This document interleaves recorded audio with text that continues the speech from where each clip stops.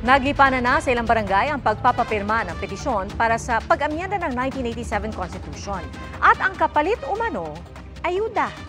Pinaiimbestigahan na yan ng DOLE at DOH at may inihain na ring resolusyon sa Senado para siyasatin ito. Saksi, si Jonathan Andal.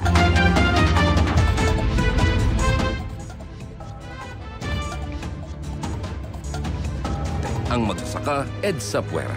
Itama ang hindi patas na 1987 Constitution. Gawing saligang patas, ang saligang batas.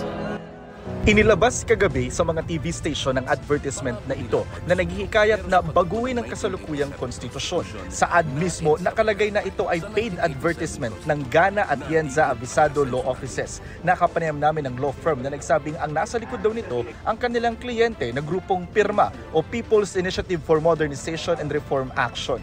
Ito rin daw ang grupong nagsulong ng pagbabago ng saligang batas mula pa noong panahon ni Pangulong Fidel Ramos. This move is just to invite public discussion. Gusto lang ho namin na ma-involve din yung tao, ma-inform yung mga tao. This is also an information campaign. Pero ngayon pa lang ilang mambabatas na ang umaalma rito. Si Representative Franz Castro gustong malaman kung sino ang nagpondo sa naturang TV ad. Kung galing ba ito sa kaban ng bayan o pera mula sa banyagang interes. Tugon naman ng grupo, walang public funds na nagamit dito. Lahat ito galing sa private sectors na nagpupush ng change sa constitution natin. Pinupuna naman ni Congressman Edsel Lagman ang paggamit ng katagang EDSA Puwera sa TV ad. Aniya paraan daw ito ng pamilya Marcos para siraan ang EDSA People Power Revolution na naging daan para sa pagbabalangkas ng kasalukuyang 1987 Constitution.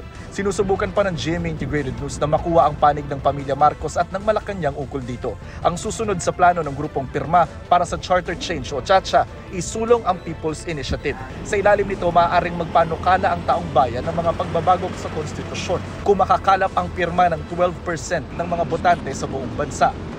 Sa gitna nito, may mga gumugulong na umanong mga pirmahan ng petisyon sa mga barangay. Kinukumpirma pa namin kung sino ang nasa likod nito. Nakunan sa video na ito na may isang babaeng nangangalap ng pirma na may pakonsuelo raw na ayuda.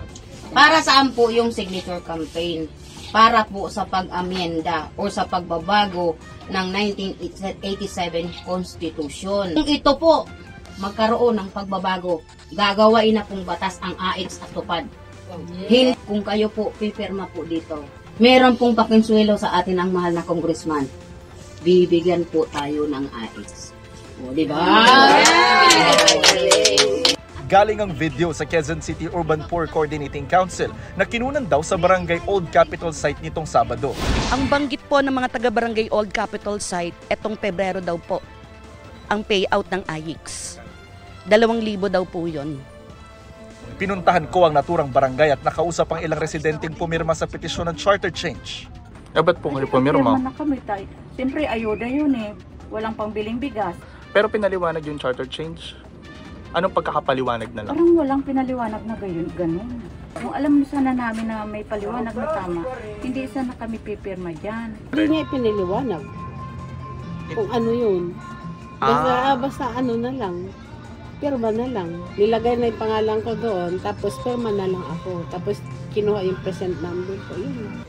Pero may ilan din naman kahit inengganyo, hindi raw pumirma. Kasi hindi ako aware sa yung gusto nilang mangyari. Gusto ko yung pinapaliwanag ng mas maayos. Bago ako pumirma sa ganyan.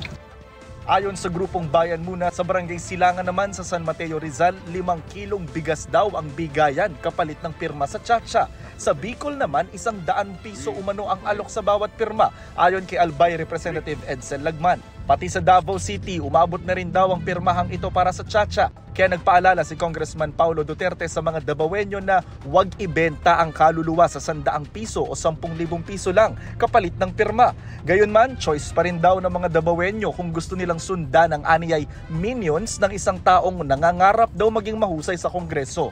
Galit ang kapatid ng Pangulo na si Senator Amy Marcos nang malamang ginagamit ang ayuda para makalikom ng pirma sa charter change. Anong kawalang-hiyan to? Maliwanag na nag-aalok sila ng DSWD, ng AIX, may tupad pa, at may MAIP na DOH. Gugulat na lang tayo na benta na pala natin sa mababang halaga ng 100 piso ang ating konstitusyon. Naghain ng resolusyon si Senadora Amy para imbestigahan ito. Hinihingan namin ang pahayag ng DSWD. Ang DOH naman at DOLE sinabing pinaiimbestigahan na raw ito. Para sa GMA Integrated News, Jonathan Andal ang inyong saksi. Mga kapuso, sama-sama tayong maging saksi. Mag-subscribe sa GMA Integrated News sa YouTube at para sa mga kapuso abroad, samahan niyo kami sa GMA Pinoy TV at sa www.gmanews.tv.